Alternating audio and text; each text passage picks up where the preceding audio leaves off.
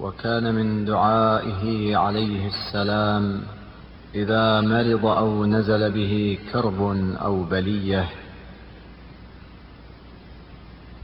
اللهم صل على محمد وآل محمد.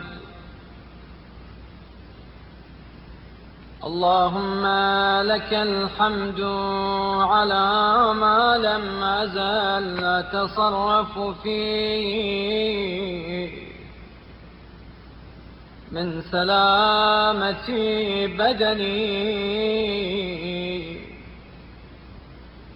ولك الحمد على ما أحدثت بي من علة في جسدي،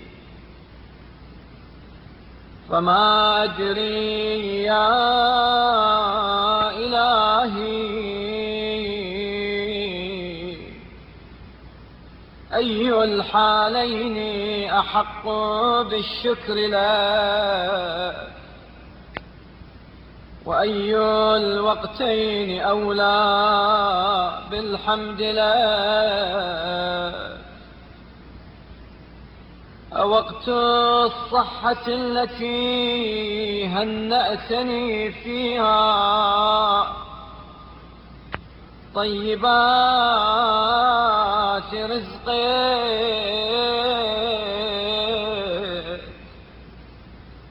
ونشطتني بها لابتغاء مرضاتك وفضلك، وقويتني معها على ما وفقتني له من طاعتك.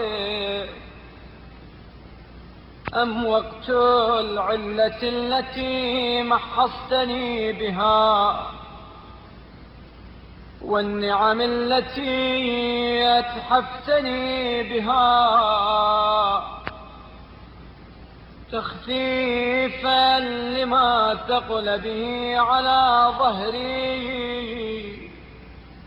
من الخطيئة، وتطهيرا لمن غمست فيه من السيئات، وتنبيها لتناول التوبة، وتذكيرا لمحو الحوبة بقديم النعمة. وفي خلال ذلك ما كتب لي الكاتبان من زكي الأعمال،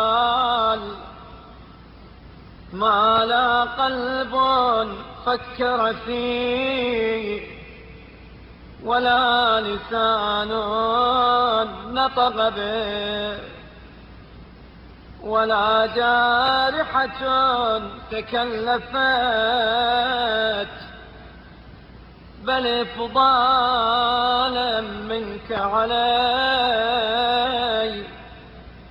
وإحسانا من صنيعك إلي.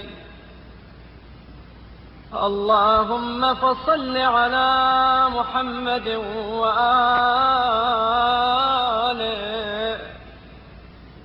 وحبب إلي ما رضيت لي، ويسر لي ما أحللت بي، وطهرني من دنسي ما أسلف، وامح عني شر ما قدمت، وأوجدني حلاوة العافية، وأذقني برد السلامة، واجعل مخرجي عن علتي إلى عفوه، ومتحولي عن صرعتي إلى تجاوزه، وخلاصي من كربي إلى روحه، وسلامتي من هذه الشدة إلى فرجه. إنك المتفضل بالإحسان، المتطول بالامتنان،